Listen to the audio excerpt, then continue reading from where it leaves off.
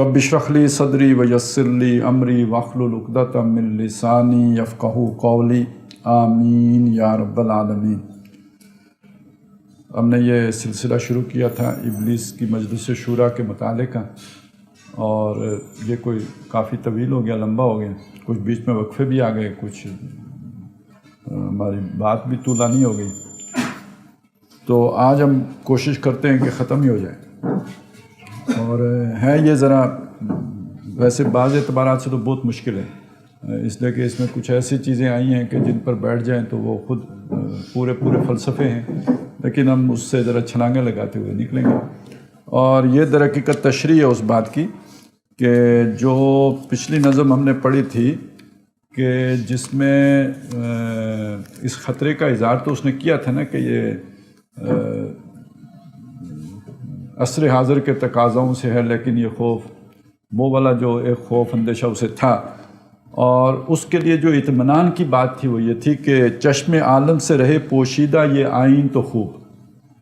अब इसमें असल बात यह है कि अगर किसी भी जगह पे ये निज़ाम ज़ाहिर हो गया, किसी दूर दराज मुल्क में भी ज़ाहिर हो गया, तो लोग उसकी तरफ लपकेंगे, ये उनके दिल की पुकार होगी और उसकी तरफ वो दौड़े जाएंगे। लिहाजा चश्मे आलम से इसे पोशीदा रहना चाहिए, लोगों के सामने नहीं आना चाहिए। ख़तरे की बात ये है, ये जो असर हाज़िर ने दुनिया को एक विलेज बना दिया, जिसे हम कहते हैं ग्लोबल विलेज बन गया है, फासले मिट गए हैं, तो कहीं भी ये निज़ाम आ गया तो लोग उसकी तरफ लपक पड़ेंगे। तो ये तो ख़तरे की बात है, लेकिन गनीमत क्या है? उस ख़तरे के मुकाबले में हमारे लिए जो है वो ब्लेसिंग क्या है? ये गनीमत है कि खुद मोमिन है महरूम यकीन। अब अगली नज़म पूरी दर हकीकत इस बात की तशरीह है कि इसको महरूम यकीन रखना है।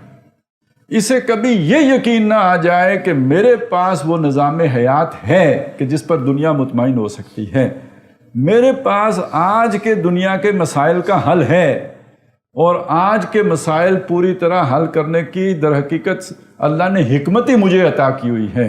कहीं ये यकीन इसे ना हासिल हो जाए। ये यकीन इसे वो मोटिवेशन देगा कि ये तो खुद एक तो मुतहर्रिक होगा, और जब वो निज़ाम कायम कर देगा तो दुनिया उसकी तरफ लपकी आएगी। तो अब असल में स्ट्रेटजी क्या होनी चाहिए कि मुसलमान को सेकुलराइज करो, मुसलमान को मॉडर्नाइज करो, मुसलमान को सूफियाइज करो, सूफी और जो कुछ भी करो सो करो, लेकिन इस मुसलमान को कहीं ये यकीन ना आ जाए कि मेरे पास आज की दुनिया के मसाइल का हल मौजूद है। बस एक हदफ है कि इस यकीन से इसे महरूम रखो। अल्लाह पर यकीन ज़्यादा बढ़ जाए बहुत अच्छी बात है, अल्लाह की रज़ा का हुसूल इसका जो है वो मुंतहाई मकसूद बन जाए, बड़ी अच्छी बात है। ये आखिरत के लिए सारी दुनिया से कट कर किसी खो में घुस जाए, इससे और अच्छी बात कोई है ही नहीं। ये सब ठीक है, उससे आगे बढ़कर ये बहसें करे, अकीदों की बहसें करे, ये मनाजरे करे, ये तौहीद परस्त तकरीरों की हद तक तौहीद परस्त हो जाए, और ये फिर ये कि असलाफ की गुण गाए, फिर असलाफ पर मनाजरे करे कि भाई वो हज़रत अली हक़ पर थे या हज़रत माविया हक़ पर थे। इन कामों में इसे लगा के रखो, और ऐसे जो है इंजीनियरिंग करो कि बस लोग इसी में लगे रहें। ये यकीन इसे ना हो जाए कि मेरे पास कोई निज़ाम हयात भी है। ये है असल में इसका लुब्बे लुबाब या खुलासा। तो लेकिन आगाज़ उसने किया है कि ये मोमिन कभी क्या था, तोड़ डालें जिसकी तकबीरें तिलिस्म शिश जहात। ये जो जहतें होती हैं, यानी पूरे आलम पर जिसकी तकबीरों का गलगला था। ये एक वो तकबीर है ना जो आज सुनाई देती है, अल्लाह अकबर, एक मोमिन की तकबीर है। और जो या वुसअत अफलाक में तकबीर मुसलसल, या खाक की आगोश में तस्बीह व मनाजात, ये मसलक मर्दान खुद आगाह खुदा मस्त, ये मज़हब मुल्ला व जमादात व नबातात।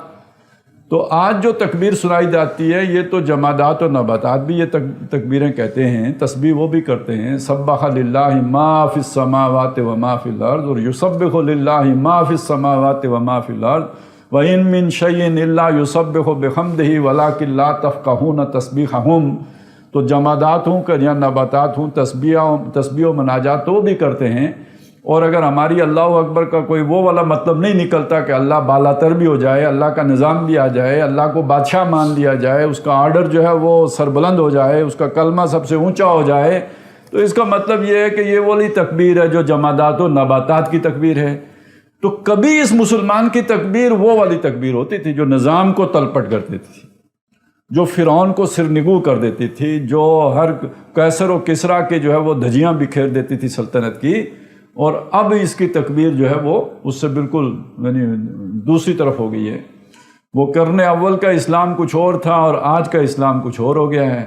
اب مومن جہاد فی سبیل اللہ کے چوک کو بائی پاس کرتا ہوا جنت میں چلا جاتا ہے، اس طرف سے نہیں جاتا، وہ اس شاعرہ پر پڑتا ہی نہیں ہے.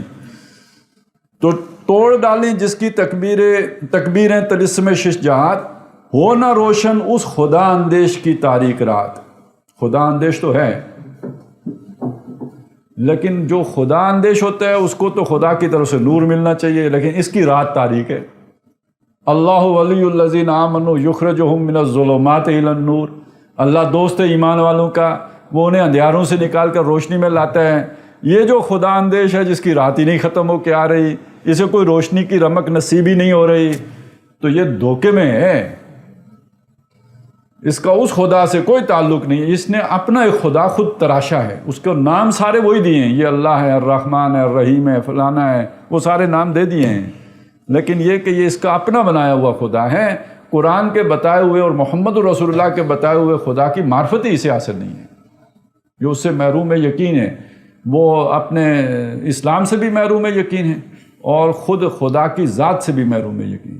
فَأَنْسَاهُمْ ذِكْرَ اللَّهِ. شیطان نے اس کو اللہ کے ذکر سے اور ذکر کا مطلب اگر آپ یہ لیں کہ وہ تسبیح نہیں کرتا، یہ مطلب نہیں ہے. اللہ کی معرفت ابھی سے نہیں رہی ہے، تبھی تو اللہ کے سامنے جھوٹ بولتا ہے. یہ بات جہاں پہ آئی ہے، یعنی جب یہ جمع کیے جائیں گے اللہ کے سامنے، یخلفون لہو کما یخلفون لکم، اللہ کے سامنے جھوٹ بولیں گے قسم اٹھا کر، جیسے آج تمہارے سامنے قسمیں اٹھا کر جھوٹ بولتے ہیں. وَيَحْسَبُونَ أَنَّهُمْ عَلَىٰ شَيْءٍ، اور سمجھیں گے کہ وہ کسی چیز پر ہیں، یعنی ان کی دلیل بڑی قوی ہے، اللہ کو ان کی بات مان لینی چاہیے. اور یہ کیوں؟ استحوذ علیہم الشیطان فانساہم ذکر اللہ. شیطان ان پر مسلط ہو گیا، چھا گیا، شیطان نے انہیں قابو کر لیا، تو اللہ کی یاد سے انہیں غافل کر دیا. اب یہاں اللہ سامنے ہے پھر بھی جھوٹ بول رہے ہیں، تو اللہ کی یاد سے غافل ہونے کا پھر کیا مطلب ہوا؟ مطلب وہ ہے جو میں عرض کر رہا ہوں کہ انہیں اللہ کی معرفت نہیں ہے، انہیں یہ نہیں پتا کہ کس ہستی کے سامنے جھوٹ بول رہے ہیں. تو مت مار دی. اللہ کو مانتے ہیں لیکن معرفت سے محروم. اب یہ بعض اوقات بندہ حیران ہوتا ہے قرآن مجید کی بعض آیتیں کہ وہ جو یہودی آپس میں ایک دوسرے سے ملتے تھے، اور تو وہ جب کوئی مسلمان سے ملتا تو اسے کوئی بات بتا دیتا کہ تورات میں یہ بات آئی ہوئی ہے، اور جب آپس میں اکیلے ہوتے تو وہ دوسرا اسے ڈانٹتا کہ تم نے یہ بات کیوں بتائی ہے ان کو. کل وہ اللہ کے سامنے ہمارے مقابلے میں حجت پیش کریں گے. تو اللہ نے کہا وَلَا يَعْلَمُونَ أَنَّ اللَّهَ يَعْلَمُ مَا يُسِرُّونَ وَمَا يُعْلِنُونَ. ان کو اتنا بھی نہیں یاد رہا کہ اللہ تو وہ بھی جانتا ہے جو یہ چھپا رہے ہیں. اگر یہ نہ بھی بتاتے تو اللہ کو نہیں پتا تھا کہ انہوں نے کیا چھپایا ہے. تو اس خدا اندیش نے درکے خدا اندیش ہونے کے باوجود بھی یہ خدا کے صحیح تصور سے آ رہی ہے. اب اصل مسائل اس کے کیا ہیں؟ اس کا سارا اسلام جن چیزوں کے گرد گھومتا ہے وہ کیا ہیں؟ ابن مریم مر گیا یا زندہ جاوید ہے. پہلا مسئلہ تو یہ ہے کہ حضرت مسیح علیہ السلام وہ فوت ہو گئے تھے پھر زندہ ہو کے آسمان پر گئے ہیں، یا یہ کہ بالکل ہی فوت ہونے کے بعد ابھی تک حالت مردنی میں ہیں اور اس کے بعد وہ زندہ ہوئے ہی نہیں ہیں، یا یہ کہ وہ سولی دیے ہی نہیں گئے، براہ راست جو ہے وہاں اللہ تعالیٰ ان کو آسمان پر لے گیا ہے. تو یہ مسائل ہیں. اچھا وہ تو چلیں ابن مریم کا ذکر کر کے بعد اقبال نے ذرا اپنا دامن بچاتے ہوئے ذکر کر کے نکل گئے ہیں. یہاں تو مسئلہ حیاتی مماتی کا بھی ہے نا، اور اس پر کفر کے فتوے ہیں. ایک ہی مسلک ہے، اسی ایک مسلک کے اندر آگے دو کہہ لیجئے جی پوائنٹ آف ویوز ہیں. ایک کہتے ہیں کہ حضور صلی اللہ علیہ وسلم زندہ جاوید ہیں، دوسرے کہتے ہیں کہ نہیں کل میت. تو ایک دوسرے پر کفر کا فتویٰ لگاتا ہے، دوسرا پہلے پہ کفر کا فتویٰ لگاتا ہے. تو یہ مسائل ہیں. اچھا یہی ایک تبلیغ ہوتی تھی. اس کے ساتھ وہ جمع کر لیجئے مسئلہ علم غیب، مسئلہ جناب نور و بشر، اور پھر یہ کہ ہر شہر جو بدعت بناتے ہیں اور پھر بڑی بڑی بدعتوں کو مل کے کھاتے ہیں، اس پر سب خاموش، بڑی بڑی بدعتوں پہ، اونٹوں پہ، لیکن مچھروں کو چھاننے والا کام وہ سب مل کے کریں گے۔ تو ابن مریم مر گیا یا زندہ جاوید ہے، ہیں صفات حق، حق سے جدا یا عین ذات۔ اب یہ بڑا ٹیڑھا سا، یہ یعنی اب یہ کسی زمانے میں یہ بحثیں تو بہت ہوئی تھیں، لیکن یہ کہ اب اتنی نہیں ہیں۔ البتہ یہ کہ اہل علم کے ہاں تو یہ بڑی اہم باتیں ہیں کہ بھئی اللہ تعالیٰ کی جو صفات ہیں، اللہ تعالیٰ سنتا ہے، اللہ تعالیٰ دیکھتا ہے، اللہ تعالیٰ جو ہے وہ بولتا ہے، کلام کرتا ہے، اس کا کلام ہے۔ تو یہ جو اللہ کی صفات ہیں یہ اس کی ذات کا حصہ ہیں۔ اگر ذات کا حصہ مانیں تو پھر مسئلے پیدا ہوتے ہیں، وہ پھر منطق آگے چلتی ہے اور بڑی مطلب جلیبیاں بناتی ہے۔ اور اگر اس سے جدا کر دیں تو وجود کا مسئلہ کھڑا ہو جاتا ہے کہ بھئی پھر تو یہ صنمیت ہو گئی، تو ایک نیا پرابلم کھڑا ہوا۔ تو اب اس میں ذہن جو ہے الجھ کے رہ گئے۔ اب اتنے سارے جو ہے نا وہ ذہن کے ساتھ اس ہستی کا جو ہے وہ تصور اور اس پر بحث۔ ویسے اس سارے پہ بہترین تبصرہ تو وہ ہے نا جو سورہ یاسین میں آیا ہے، اولم یر الانسان انا خلقناہ من نطفۃ فاذا ہوا خصیم مبین۔ یہاں سے بننا شروع ہوا ہے اور وہ اب ہو گیا ہے سخت واضح طور پر جھگڑالو۔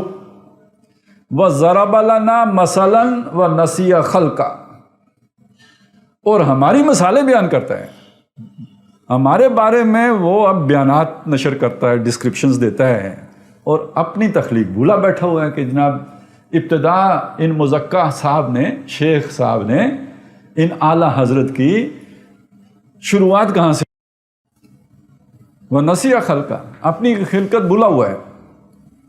تو ہیں صفات حق، حق سے جدا یا عین ذات، آنے والے سے مسیح ناصری مقصود ہے یا مجدد جس میں ہوں فرزند مریم کی صفات۔ اب یہ بھی ایک بڑا، یہ تو خیر ابھی بھی ایک زندہ جاوید مسئلہ ہے، وہ تو پہلے وہ والا حضرت مریم زندہ جاوید ہیں یا وہ فوت ہو گئے ہیں، وہ تو ایک علیحدہ مسئلہ ہے۔ یہ مسئلہ زندہ جاوید ہے کہ حضرت مسیح ابن مریم جو ہیں وہ دنیا میں واپس آئیں گے تو وہ وہی والے ہوں گے کہ جو حضرت عیسیٰ علیہ السلام تھے، یا یہ کہ وہ کوئی مجدد امت ہوگا جیسے پہلے مجددین آتے رہے۔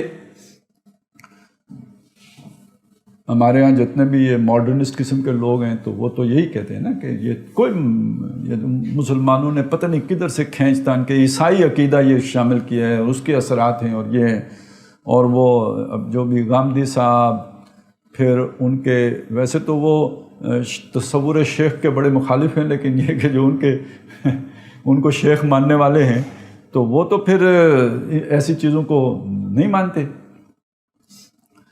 تو بہرحال یہ بھی بحثیں ہیں کلام اللہ کے الفاظ حادث یا قدیم، امت مرحوم کی ہے کس عقیدے میں نجات۔ ایک مسئلہ یہ بھی ہے کہ یہ جو قرآن مجید ہے اللہ کا کلام ہے، اللہ کا علم جو ہے، اللہ کی ذات قدیم ہے تو اللہ کا علم بھی قدیم ہے، تو قرآن مجید کے الفاظ بھی قدیم ہیں۔ تو پھر یہ بھی ایک مسئلہ پیدا ہو گیا کہ جناب یہ جو قدماء ہیں تو یہ پھر دو ہو گئے نا، ایک الفاظ قرآن اور ایک اللہ کی ذات۔ اور دوسرا مسئلہ یہ کھڑا ہو گیا اگر حادث مانیں تو پھر یہ کہ خود وجود کو بھی پھر وہ جو حدوث ماننا پڑے گا اس کے لیے بھی۔ تو یہ منطق کی وہی ٹیڑھی کھیریں ہیں جو پھر نہ سلجھتی نہیں۔ دیکھیں انسانی سطح پہ تو سلجھ سکتے ہیں معاملات، لیکن جب خود اللہ تعالیٰ کی ذات زیر بحث آئے گی تو وہ آپ کی منطق کی تنگنائیوں میں سما ہی نہیں سکتی، تو پھر گڑبڑ ہوگی۔ اچھا، یہ جب ہم کسی کو کہتے ہیں کہ جی اللہ تعالیٰ کی جو ہے نا ذات جو ہے وہ منطق کی اس سے پیمانوں سے بہت بلند ہے اور اس کا اس بات منطق کے ذریعے سے نہیں ہو سکتا، تو وہ پھر شعور اور عقل کو برابر کر کے یعنی ایک ہی شے سمجھتے ہوئے، اب ظاہر ہے ایک آدمی کا یہ فیلڈ نہیں ہے، نہ فلسفہ اس نے بطور سبجیکٹ پڑھا ہے، نہ لاجک اس نے بطور سبجیکٹ پڑھی ہے، اس نے کچھ اور سائنس کے سبجیکٹ پڑھے ہیں، انجینئرنگ کیا، ذہین آدمی تھا، کچھ اور کرتا رہا ہے، ادھر نہیں آیا ہے۔ تو اب اسے یہ نہیں فرق معلوم کہ بھئی یہ اصل میں یہ تو حدیں ہیں جو منطق قائم کرتی ہے، اس اصطلاح کا کیا مطلب ہے، اس اصطلاح کا کیا مطلب، اس کے بعد اگلی بات چلتی ہے۔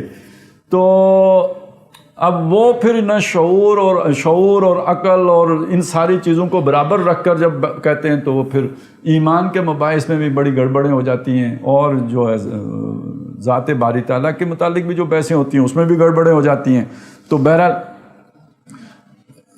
یہ وہ عقیدوں کے مسئلے مسائل، اچھا یہ تو پرانے چلے آ رہے ہیں نا، وہ ہمارے ایک ہوتے ہیں جناب ماتریدیہ، اشاعرہ اور معتزلہ، یہ سارے عقائد، کون سا عقیدہ ٹھیک ہے کون سا عقیدہ غلط ہے، تو یہ 8 10 11 سال جو کچھ ہم پڑھتے ہیں 14 علوم، ان میں یہ تکبیر والا علم تو کوئی بھی نہیں ہوتا نا، وہ سارے یہی والے علوم ہوتے ہیں، عقیدہ، اور عقیدے کے بغیر تو نجات نہیں ہے، اور عقیدے کی اصلاح اور عقیدے کی درستگی اور عقیدے کا جو ہے وہ مضبوط ہونا، سارا کچھ اسی پر انحصار ہے، تو پھر سارا زور بھی عقیدے پہ ہو جاتا ہے۔ تو اچھا یہ کون کہہ رہا ہے؟ یہ ویسے تو اقبال کہہ رہے ہیں، لیکن یہ کہ کس کی یعنی وہ نمائندگی کر رہے ہیں یہاں پہ، یعنی کس سے کہلوا رہے ہیں؟ شیطان ہے نا جو یہ کہہ رہے ہیں یار اس میں لگا رہنے دو، یہ چوبتے رہیں، فی خوضہم یلعبون، اپنے یہی مین میخ میں، اپنے اسی بال کی کھال ادھیڑنے میں، یہ اسی کھیل میں لگے رہیں۔ کیا مسلمان کے لیے کافی نہیں اس دور میں یہ الہیات کے ترشے ہوئے لات و منات؟ ہاں جی، کہ جو مسلمان ہیں، دیکھیں مشرکوں کے لیے لات و منات کون سے تھے؟ جو مکے میں مینا میں جو رکھے ہوئے تھے وہ لات و منات مشرکوں کے لیے۔ مسلمان کے لات و منات کیا ہیں؟ یہ عقیدے کے مسائل، یہ جو ہے فلسفے کے مسائل۔ اب یہ ان میں الجھ گیا، جیسے وہ لات و منات میں پھنسے ہوئے تھے ایسے یہ ان میں پھنس کے رہ گیا ہے، اس سے آگے دیکھنے سے عاری ہو گیا ہے۔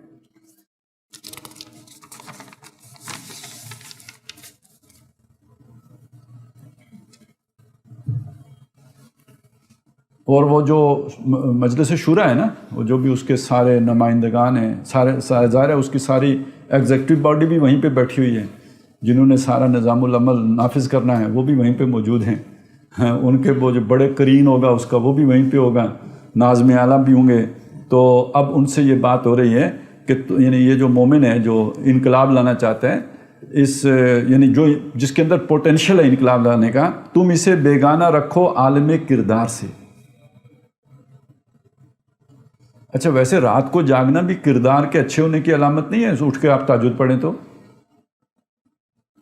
یہ تو ان ناشیۃ اللیل ہی اشد وطئا واقوم قیلا، جو رات کو اٹھنا بھی تو بہت کارگر ہے، ہمت کے کاموں میں سے ہے۔ اور یہ تسبیح کرنا، ہر وقت ہاتھ میں تسبیح رکھنا، آج کے دور میں، اس دور میں لمبی والی داڑھی رکھنا، سر پہ پگڑی باندھنا، ہاتھ میں عصا تھامنا، اور اللہ توفیق دے تو ایک بڑا سارا چوگا بھی پہننا، مشکل کام ہے۔ تو کردار تو نظر آتا ہے نا اس میں بھی، لیکن اقبال اس کو کردار مانتا ہی نہیں، گردانتا ہی نہیں۔ اقبال ہی نہیں، شیطان بھی نہیں مانتا، وہ کہتے ہیں کردار کوئی نہیں ہے گا، یہ فرار ہے، یہ تو معاشرے سے لا تعلق ہیں۔ کردار وہ اس کو مانتا ہے جو دنیا میں کوئی اثر رکھتا ہو، مؤثر ہو، اس کا کوئی اثرات پڑیں، رخ تبدیل کرے معاشرے کا، وہ کردار، اس کردار کے بارے میں کہتے ہیں کہ عالم کردار سے اسے بیگانہ رکھو، کہ اس کے کوئی اثرات معاشرے کے اوپر پڑیں۔ اب ذرا اس کو آپ کمپیریزن کریں گے نبیوں کے ساتھ تو تب سمجھ میں آئے گی۔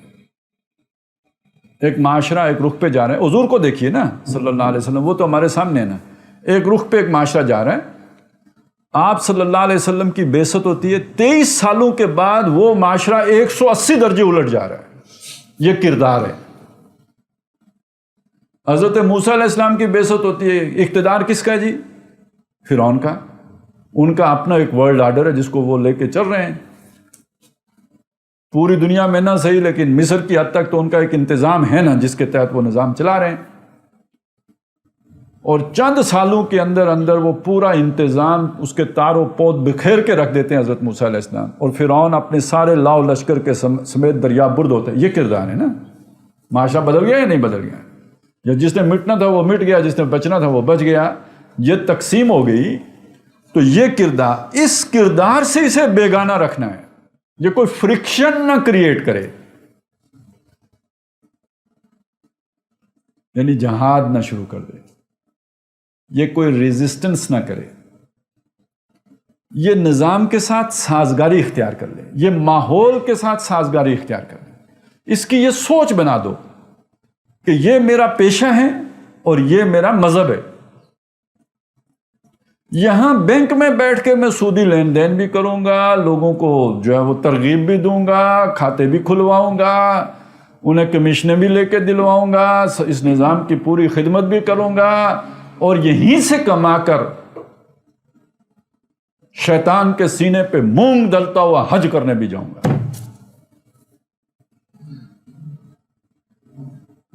البتہ زندگی ٹھیک ہے، میری اس مشین میں ایک کل پرزے کے طور پر بسر ہو گئی، لیکن اس زندگی کے حاشیے پر میں نے کچھ عبادتیں بھی تو کی ہوئی ہیں نا جو مجھے جنت میں لے جائیں گے. ویسے بھی مذہب ہمارا حاشیے میں ہوتا ہے.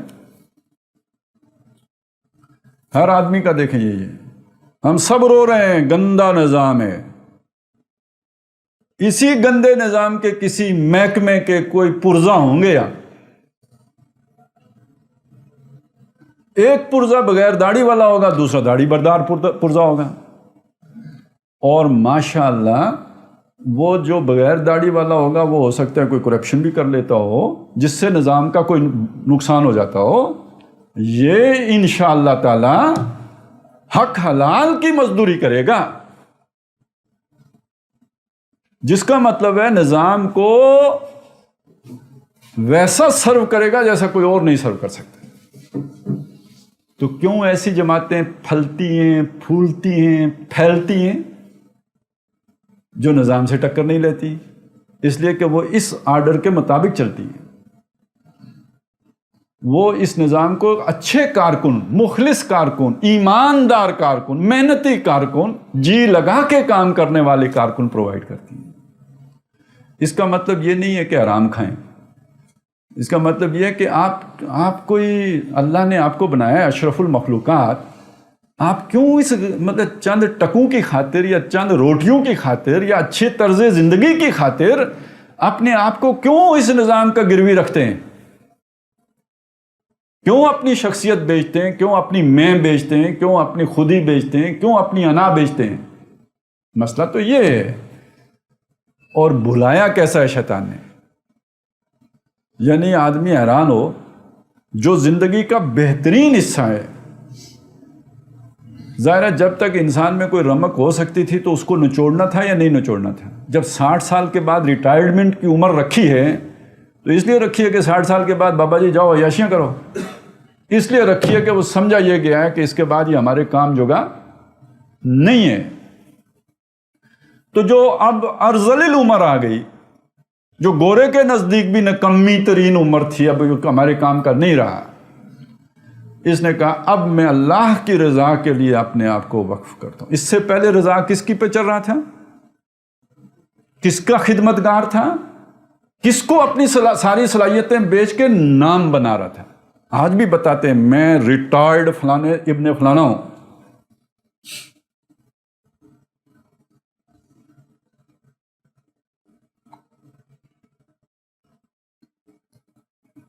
وہ بھی ہیں جنہوں نے جا کے کعبے پہ گولیاں چلائی ہیں، پھر بعد میں حج بھی کی، اسی کعبے کے طواف بھی کی.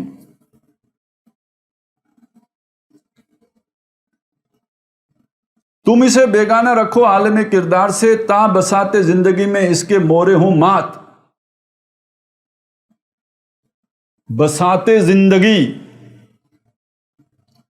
وہ تو ویسے ہی مومن کو دنیا سے کیا لینا، مردار دنیا، اور اس پہ لڑنے والے کتے، اور ہم آخرت کے سپاہی. لہذا دنیا سے ہماری کوئی رغبتی یہ بھی ہو جائے تو شیطان تو خوش کہ بساط دنیا پر اس کا کوئی اثر و رسوخ نہیں ہوا. وہاں سارے مورے، کوئی فرانس ہوگا، کوئی جرمنی ہوگا، کوئی امریکہ ہوگا، کوئی چائنا ہوگا، کوئی روس ہوگا، یہودی ہوں گے، ان کی کوئی سننے والا بھی نہیں ہوگا، ان کی کوئی سے نہیں. ضربت علیہم الذلۃ والمسکنۃ وباؤوا بغضب من اللہ. تا بساط زندگی میں اس کے سب مورے ہوں مات، خیر اسی میں ہے قیامت تک رہے مومن غلام.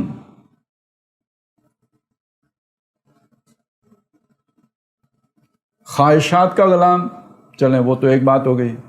اس سے اوپر غلامی اصل میں کس کی ہے؟ یا تو اللہ کی غلامی ہے یا شیطان کی غلامی ہے. قرآن مجید نے تو یہی کانٹراسٹ کر کے بتایا، یا اللہ کی غلامی ہے یا شیطان کی. جہاں جہاں وہ جو قلب ہے قرآن مجید کا، سورہ یاسین، اس میں بھی آپ کو یہی ملے گا. ان اصحاب الجنۃ اليوم فی شغل فاکہون هم وازواجهم فی ظلال علی الارائک متکئون لهم فیہا فاکہۃ ولہم ما یدعون سلام قولا من رب الرحیم وامتازوا اليوم ایھا المجرمون. الم اعہد الیکم یا بنی آدم لا تعبدوا الشیطان انہ لکم عدو مبین وان اعبدونی ھذا صراط مستقیم وَلَقَدْ أَضَلَّ مِنْكُمْ جِبِلًّا كَثِيرًا أَفَلَمْ تَكُونُوا تَعْقِلُونَ هَذِهِ جَهَنَّمُ الَّتِي كُنْتُمْ تُوعَدُونَ. تو بات یہ ہے بھائی، عبادت یا اللہ کی ہوگی یا شیطان کی ہوگی، بیچ میں تو کوئی تیسری بات قرآن تو نہیں بیان کرتا. یہاں غیر وابستہ ممالک کی تحریک کوئی نہ، یا تو آپ اللہ والے یا آپ شیطان والے. غلامی یا اللہ کی غلامی یا شیطان کی غلامی. عبادت عبد. تو اب جب شیطان یہ کہہ رہا ہے کہ مومن غلام اللہ کو تو مانتا ہے، تو کس کا؟ اللہ کا غلام ہو؟ نہیں، اللہ کا غلام سارے شیطانوں کا باغی ہوتا ہے. یہ شیطان افورڈ نہیں کر سکتا. کہتا باغی نہ، وہ ہمارا غلام بن کے رہے. اب یہ ہمارے سے مراد کیا کیا ہے؟ جو اس کی نفسانی خواہشات ہیں ان کا غلام بن گیا تو وہ بھی، ان کو بھی پھونکے ہم ہی مارتے ہیں نا، ہمارا ہی غلام ہے. اچھا، اس سے نکل کے جو دنیا میں لیڈر ہم نے پیدا کیے ہیں ان میں سے کسی کا غلام ہو گیا تو بھی ہمارا ہی غلام ہے. جو ہم نے لیڈر پیدا کیے ہیں وہ کون ہیں؟ ایک لیڈر تو وہ ہیں کہ جو سیکولر سیاسی لیڈر ہیں، جن کے بارے میں خود شیطان سے اقبال نے کہلوایا ہے. اللہ کو کہہ رہا ہے شیطان، ارباب کے جمہور کے ارباب کیا ہے؟ جمہور کے ابلیس ہیں ارباب سیاست. جمہور کے ابلیس ہیں ارباب سیاست، باقی نہیں میری ضرورت اب تے افلاق. یہ جو میں نے لیڈروں کی کھیپ تیار کی ہے، یہ میرے کان بھی کترتے ہیں. اب میری کوئی ضرورت، ان کے ہوتے ہوئے میری کوئی ضرورت نہیں. ایک ایک ڈرامہ یہ کرتے ہیں، میں بھی انجوائے کرتا ہوں. اس سے آگے ان سے بھی بڑے لیڈر ہیں جو صراط مستقیم پہ بیٹھے ہیں. یہ تو صراط مستقیم سے ہٹ کے بیٹھے ہوئے ہیں نا، جو ادھر سے ڈھلک کے ان کی طرف سے آتا ہے، پھر یہ اسے انہم لیصدونہم عن السبیل دور لے کے چلے جاتے ہیں. یہ تو آگے ڈاکو ہیں نا جو صراط مستقیم پہ گھات لگا کے بیٹھے. اصل تو میرے تو چمپئن لیڈر وہ ہیں. وہ کوئی داڑھی والا ہوگا، کوئی پگڑی والا ہوگا، کوئی سرمے والی سرکار ہوگی، کوئی عصا والی ہوگی، کوئی جو ہے خرقہ سالوس والی ہوگی. اصل تو وہ ہیں میرے بندے. تو وہ بھی کیا سکھاتے ہیں؟ تقلید جامد، تقلید محض، تصور شیخ، کفر بوا والی حدیثیں. خبردار سوچنا نہیں ہے، بس جو حکم ملے آنکھیں بند کر کے اس پہ عمل کرنا ہے. تمہاری نجات اسی میں ہے. تمہارا بیڑا پار شیخ صاحب لگائیں گے، تمہارا بیڑا پار سائیں صاحب لگائیں گے، تمہارا بیڑا پار فقیر صاحب لگائیں گے، اور اب نئی پارٹی آئی ہے امیر صاحب لگائیں گے. تمہارا کام اطاعت کرنا ہے. تو یہ غلامی، یہ مذہب کے نام پر ہو، سیاست کے نام پر ہو، قومیت کے نام پر ہو، جس نام پر بھی ہو، یا یہ کہ عیاشی کے نام پر ہو. اس غلامی میں اسے غرق کر کے رکھو، خیر اسی میں ہے قیامت تک رہے مومن غلام، آزاد سوچ اس کی نہ پیدا ہو جائے۔ اب ذرا وہ سارے وہ کارروائیاں دیکھیں نا جو آپ کے ذہن کے اوپر کھود چڑھا دیتی، شاہ دولے کا چوہا، وہ جسمانی سر جو ہے نا، یہ فزیکل ہیڈ جو ہے اس کو بڑا نہیں ہونے دیتا، لیکن یہ کہ یہاں پہ ایسے ایسے لوگوں نے کورسز ڈیزائن کیے ہوئے ہیں کہ جس عمل سے گزرنے کے بعد آپ کی سوچ شاہ دولے کی چوہے کی طرح سکڑ کے اور ٹھٹر کے اور سمٹ کے اور لمیٹڈ ہو کے رہ جاتی ہے، وہ پھر پھلتی پھولتی یا یہ کہ وہ کمند کہیں ڈالنے کے قابل نہیں رہتی۔ نگاہ بلند، کتھے بلند، اوپر اتنا بڑا ٹوپا اصولوں کا، قوانین کا، قواعد کا، ضوابط کا، عقیدت کا، تو اتھے ہی تھاں مر جاندی ہے۔ چھوڑ کر اوروں کی خاطر یہ جہان بے ثبات، یہ طنز ہے۔ ویسے تو بے ثبات ہے نا یہ تصور کہ یار اس دنیا کے پیچھے کر کیا ضرورت ہے محنت کر، اقامت دین کر کے تو کیا فائدہ، آخرت کی کامیابی زیادہ اہم ہے۔ دنیا میں خلافت آپ بھی گئی تو چند روزہ، تو ہم چند روزہ خلافت کے لیے کیوں کوشش کریں، ہم ابدی جنت کی کوشش کیوں نہ کریں۔ یہ آخری حسین گولی ہے نا، زخرف القول غرور۔ چھوڑ کر اوروں کی خاطر یہ جہان بے ثبات ہے وہی شعر و تصوف اس کے حق میں خوب تر، جو چھپا دے اس کی آنکھوں سے تماشائے حیات۔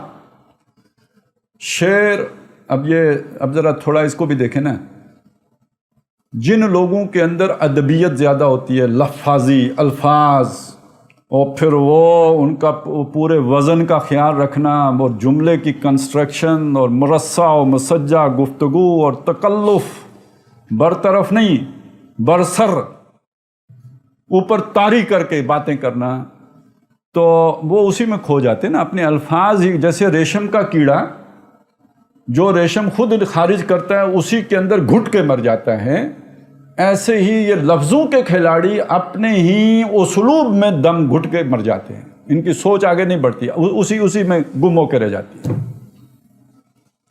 شعر ہو تب بھی، اب ظاہر ہے شعر کا ایک سانچہ ہے، اس سانچے سے باہر نہیں نکل سکتے، تو جب آپ تکلف کر کے شعر بنائیں گے تو پھر ظاہر ہے آپ کو سوچ اس سانچے کے مطابق ڈالنی پڑے گی، اس سے باہر تو جا نہیں سکتے۔ اور یہ تو ایک درجے کی بات ہے، باقی یہ کہ وہ ذوق بن گیا، اب اس میں ایسے کھو گئے کہ مزاج شاعرانہ ہو گیا۔ اب جو شاعرانہ مزاج ہے وہ عمل کی طرف تو ویسے ہی نہیں آتا ہے۔ اچھا تصوف، اب یہ تو شعری ذوق ہے نا، اب تصوف، اس میں تخیل، اس میں بھی تو اے بندے یہ احساس پیدا کر لے کہ اللہ تجھے محبت سے دیکھ رہا ہے، اور لگا رہے احساس پیدا کرنے، وہ ہر دم اسی خیال میں جو ہے وہ ڈوبا ہوا بندہ، آپ ادھر سے گزرے بندہ ڈوبا، ادھر سے گزرے بندہ ڈوبا، اور تصور میں کھویا کھویا، گم بندہ، اور دنیا سے بیگانہ بندہ۔ دل ڈھونڈتا ہے وہی فرصت کے رات دن بیٹھے رہیں یوں ہی تصور جانا کیے ہوئے۔ تو اب یہ سارا آپ یعنی جس طرح آپ کو الفاظ میں گم کر دیا اس نے، شعر و شاعری اور ادب نے، اسی طرح آپ کے اس تخیل کی پرواز نے آپ کو گم کر دی۔ دنیا سے دونوں بیگانے، شاعر بھی نکمے، صوفی بھی نکمے، بلکہ صوفی مہا نکمے۔ شاعر تو پھر چلیں کچھ جناب وہ کوئی رات کو کر لیتے ہیں، شابہ کر لیتے ہیں، کوئی دوسرے کے منہ میں ہاتھ ڈال لیتا ہے۔ یہ اکیلا صوفی ساری رات جاگے گا اور صبح ہوتے ہی اشراق پڑھ کے سو جائے گا۔ یعنی اس سے بڑی بدعت کیا ہوگی کہ فطرت کے خلاف، اس سے بڑی بغاوت کیا ہوگی کہ جو دن اللہ نے بنایا ہے محنت کے لیے، کام کے لیے، بھاگ دوڑ کے لیے، اس میں سوتے رہو، اور جو رات اللہ نے بنائی ہے سکون کے لیے، آرام کے لیے، چین کے لیے، اس میں ساری رات لگے رہو، وہ اس میں تخیل میں اور تصور میں، اور صبح پڑھتے ہی سو جاؤ۔ وہ بات بالکل اور ہے. ہم رہبانم باللیل و فرسانم بالنہار. یا تو پھر وہ قابلیت پیدا کرو نا. لیکن ہمیں تو ملے تو وہ 2 نمبر صوفی، سوتے ہیں جاگتے ہیں رات کو تو سوتے ہیں دن کو، ساری گنگا الٹی بہاتے ہیں یہ صوفی. تو تماشائے حیات ہر صورت میں اس کی نگاہوں سے اوجھل کر دو. دنیا میں کیا ہو رہا ہے، کیا دنیا کے حالات ہیں، اور یہ کہ حالات حاضرہ، یہ تو دنیا داری ہوگی نا، یہ اس کی نگاہوں سے اوجھل کر دو. سیاسی شعور اسے نا، اصل میں وہ جو غلامی کا تعلق ہے نا، یہ شعور اگر، اور خاص طور پہ سیاسی شعور آ جائے گا تو غلامی کے زنجیریں آدمی توڑے گا. تو سیاسی شعور نہ پیدا ہونے دو. تو اب شعر میں لگے، ادب میں لگے، عیاشیوں میں لگے، جس میں بھی لگے، لیکن اس کو غافل اس بات سے رکھنا ہے کہ اسے سیاسی شعور حاصل ہو. آج دنیا میں مسلمان کا سیاسی شعور ساری قوموں سے سب سے کم ہے. سب سے آسانی سے الو بنانے کا کام. کوئی ایک ڈرامہ رچایا، کبھی مرد مومن مرد حق آ گیا، کبھی اس سے بالکل 180 درجے الٹا آ گیا. اندر سے دونوں کی پیٹھیں ملی ہوئی ہوں. بندہ مومن کو نہیں پتہ چلتا ایک ہی دجال کی کبھی ایک آنکھ کھلتی ہے کبھی دوسری کھلتی ہے. ابھی اس لیے بتایا، لگتا ہے پھر دائیں کا آنکھ والا آئے گا. حالات بدل گئے نا، اب پھر ضرورت ہے دائیں آنکھ والے دجال کی. جو چھپا دے اس کی آنکھوں سے تماشائے حیات. ہر نفس ڈرتا ہوں اس امت کی بیداری سے میں. ہے حقیقت جس کے دین کی احتساب کائنات. آج احتساب کا لفظ تو بدتمیز لوگوں کے لیے استعمال ہوتا ہے. اب یہ ہے شیطانی آرڈر جس کو لوگوں نے نافذ کیا ہے. خبردار احتساب کا نام دیا. محاسبہ تو اللہ نے کرنا ہے.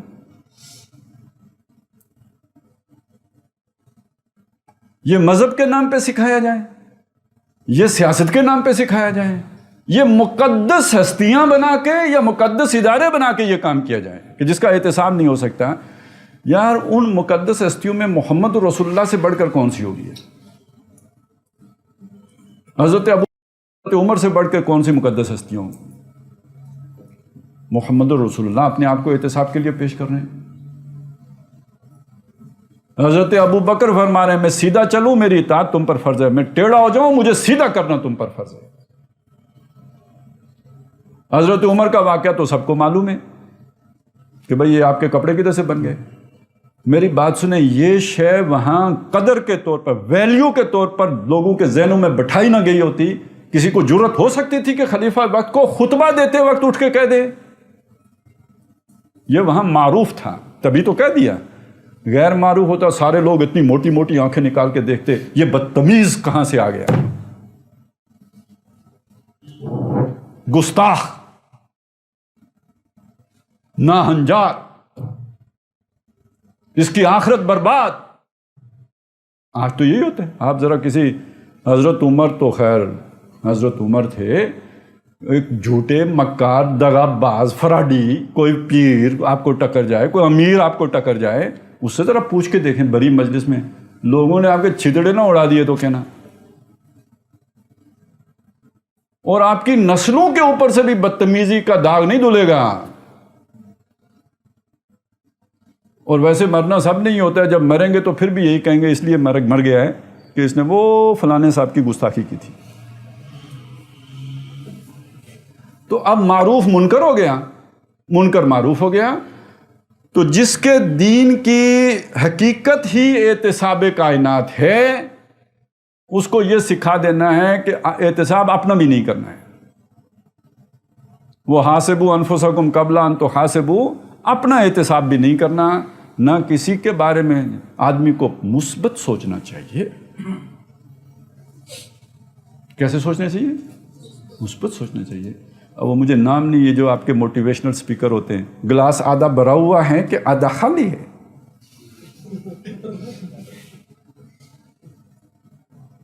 پتہ چل جاتا ہے بندہ منفی سوچتا ہے کہ مثبت سوچتا ہے. تو مثبت سوچنا چاہیے. 1971 میں پاکستان ٹوٹ نہیں گیا تھا، پاکستان 2 ہو گئے تھے. یہی مثبت ہوگا نا، 2 ہو گئے تھے. پہلے ایک پاکستان تھا، 2 پاکستان ہو گئے.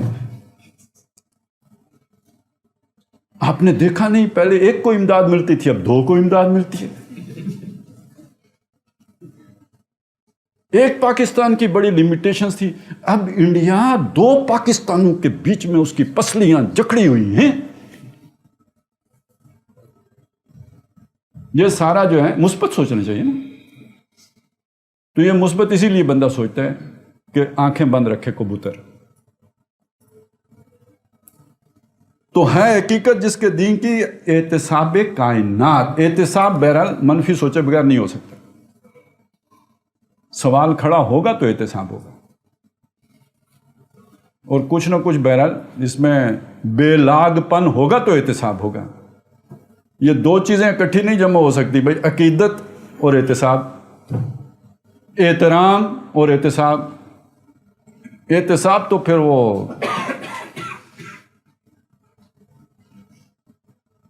کھرا برا کام ہے. مجھے اصل میں ایک واقعہ یاد آ گیا، وہ اللہ تعالیٰ مغفرت فرمائے، احمد انصاری صاحب، وہ بھی فوج میں رہے، پھر اس کے بعد وہ شامل ہو گئے. اس وقت بہت بڑی پارٹی ہوتی تھی جمعیت علماء پاکستان، اب تو اس کے کئی حصے بن گئے تو وہ اس کا وہ زور نہیں رہا. مولانا شاہ احمد نورانی صاحب کی پارٹی اس میں شامل ہو گئے.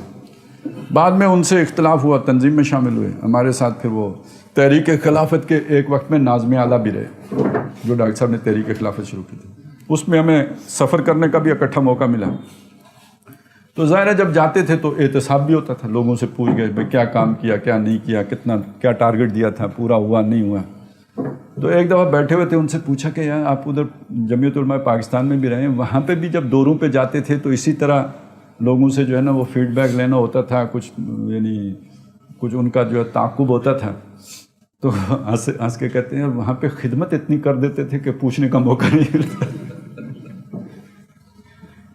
تو یہ عقیدت اور احتساب تو نہیں جمع ہو سکتے نا جی. ہے حقیقت جس کے دین کی احتساب کائنات. مست رکھو ذکر و فکر صبح گائی میں اسے، پختہ تر کر دو مزاج خانقائی میں اسے. اب یہ جو آخری شعر ہے تو یہ تو سب کو ہی زبانی یاد ہوگا، لیکن یہاں میں یہ بات بتانا چاہ رہا ہوں، یہ شعر در حقیقت اس پوری نظم کی نمائندگی کر رہا ہے. اس سے یہ جو مزاج خانقائی ہے، اس سے صرف صوفی والا مزاج ہی مراد نہ لیں، مزاج غلامی مراد لیں. ابھی جو میں نے غلامی کی تشریح کی تھی نا، کہ بھئی اس کے اندر بغاوت نہ پیدا ہو جائے، اس کے اندر احتساب کرنے کا جذبہ نہ پیدا ہو جائے، یہ کسی کو سوال کرنے جوگا نہ ہو جائے. اس کے برعکس جو بھی صورتحال ہے وہ اصل میں خانقائی تصور ہے، وہ عیاشیوں میں پیدا ہو، وہ جناب جو آج کل نئے نئے خوبصورت پیارے پیارے سونے سونے نظریات غامدی صاحب دے رہے ہیں، اس سے پیدا ہو. کیونکہ اتنی میٹھی منطق ان کی ہے کہ اتنی میٹھی چھری کسائی کی بھی نہیں ہوتی.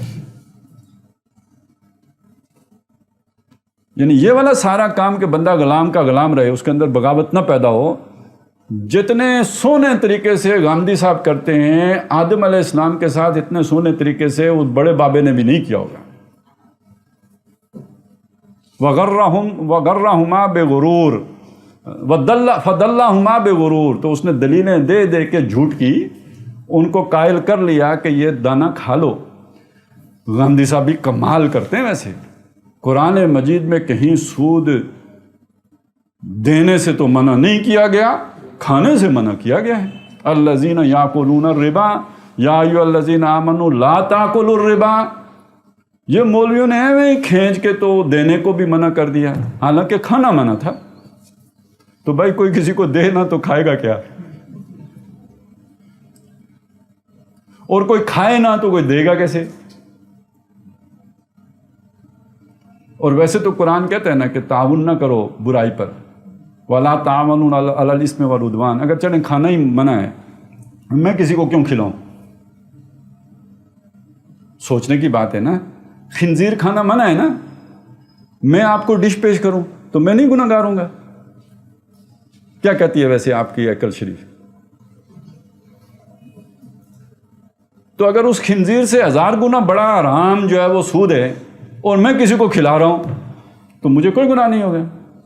اور یہی بات ہے جو حضور نے فرمائی ہے نا، کھانے والی کے ساتھ ساتھ کھلانے والا بھی، اس پر گواہ بننے والا بھی، اس کا مائدہ لکھنے والا ہے، سارے لعنتی ہیں۔ تو ہر وہ تصور کہ جو آپ کی غیرت مار دے، جو آپ کے اندر کی بغاوت کچل دے، جو آپ کے اندر یہ جو احتساب کائنات کا مادہ ختم کر دے، جو آپ کی مزاحمت کو توڑ دے، وہ در حقیقت خانقاہی تصور ہے۔ وہ جدید فلسفے کی صورت میں ہو یا تصوف کی صورت میں ہو، وہ شعر و شاعری کی صورت میں ہو یا عیاشیوں کی اور ماڈرنزم کی یا جو لبرلزم کی صورت میں ہو، جو آپ کو زمانے کے ساتھ سازگاری اختیار کرنا سکھائے یا اس کے نیچے دب کے رہنا سکھائے اور اس کا غلام بن کے رہنا سکھائے یا اس کا پتر بن کے رہنا سکھائے، یہ سارا خانقاہی تصور ہے۔ پہلے وقتوں میں یہ تراشا گیا تھا اور آج کے وقتوں میں کئی چیزیں تراشی گئی ہیں۔ اس کے لیے جو بہترین مثال اس میں چلیں وہ چیز بھی آنی چاہیے ویسے، کہ یہ جو مزاج خانقاہی ہے نا، اس میں وہ بھی شامل کریں، مزاج کھیل و کود، ڈراموں میں مست رکھو، فلموں میں مست رکھو۔ وہ اب تو کوئی ایسی گیمیں ہیں کہ وہ آپ جا کے بچے کے کان میں بھی پھونک مارے تو نہیں سنتا۔ یعنی اتنا تو میرا خیال ہے کوئی صوفی بھی اس طرح مستغرق فی اللہ نہیں ہوتا جتنا یہ مستغرق فی الگیم ہو جاتے ہیں۔ اور اسی میں پھر شامل کر لیجئے یہ جو روز کہانی نہیں آ جاتی، اور حریم شاہ اتھے پھڑی گئی، مینار پاکستان تے اے ہو گیا، یہ جو ساری کہانیاں آتی ہیں یہ بھی تو آپ کو آپ کی توجہ اپنی طرف کھینچ لیتی ہیں۔ اور پھر پوری فلم انڈسٹری، پوری سپورٹس انڈسٹری، یہ سب کیا ہے؟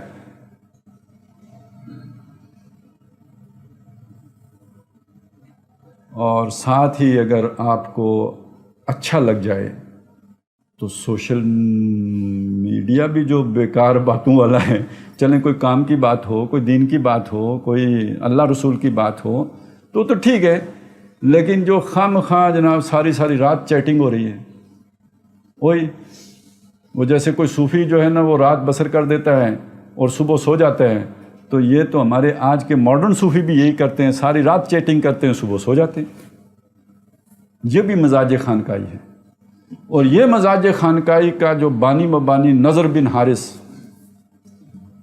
جو لونڈیاں لے کے آیا تھا مصر سے اور کہانیاں لے کے آیا تھا یمن سے یا ایران سے، اور رات کو لوگ کہتے ہیں کیا قرآن سننے جاؤ گے، پڑھنے جاؤ گے، ادھر آؤ ہم آپ کو سٹوریاں سناتے ہیں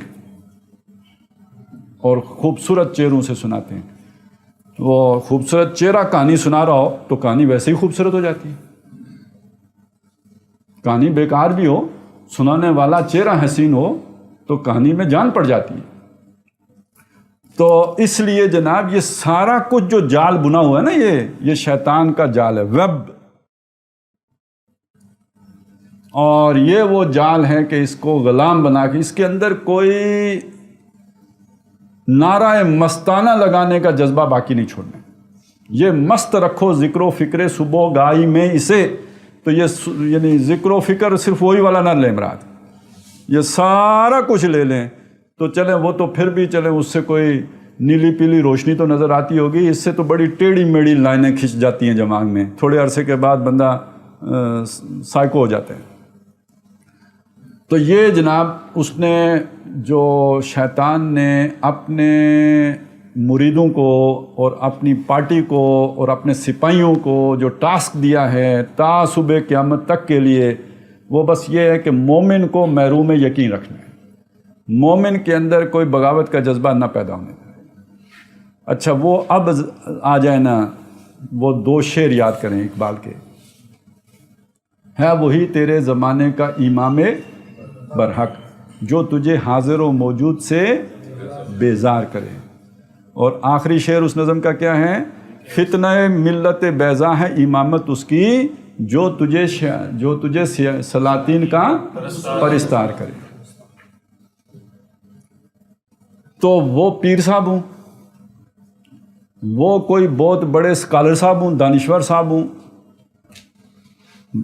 اللہ والے ہوں، غیر اللہ والے ہوں، جو بھی ہوں، جو آپ کو اس زمانے کے ساتھ سازگاری اختیار کرنے کی اور جب تک کفر بوا کا حکم دیا جائے اس وقت تک اطاعت کرتے رہنے کی جو لوری آپ کو دیتے ہیں، یہ ہیں کہ جو اس کا مشن پورا کرتے ہیں. اور جو آپ کو بیزار کرتا ہے، چونکہ یہ اس وقت پوری دنیا شیطان کی دنیا، ہم رخصت ہوئے اور انہوں نے سنبھالی دنیا، پھر نہ کہنا ہوئی توحید سے خالی دنیا، یہ دنیا توحید سے خالی دنیا. اس دنیا سے جو آپ کو بیزار نہیں کرتا اور آپ کو کہتا ہے بھائی بیٹا آسٹریلیا جا، یورپ نکل جا، کینیڈا پہنچ، اور کچھ نہیں ہوتا تو جلدی سے کابل پہنچ کے تو امریکی جہاز تے چڑھ امام دینا، ٹہرا نال لٹک امام دینا. تو یہ وہ ہے کہ در حقیقت جو آپ کو زمانے کا پرستار بناتا ہے، اس کے ساتھ سازگاری سکھاتا ہے، یہی آپ کا دشمن ہے. یہ جس روپ میں بھی ہو، داڑھی والے روپ میں ہو یا بغیر داڑھی والے روپ میں ہو، یہ آپ کا دشمن ہے اور وہ آپ کا سجن ہے جو آپ کو بیزار کرتا ہے. اور یہ جو آپ کو اس کی پرستاری سکھاتا ہے، یہ ذکر و فکر صبح گاہی ہے جو اس میں مست کر دیتا ہے.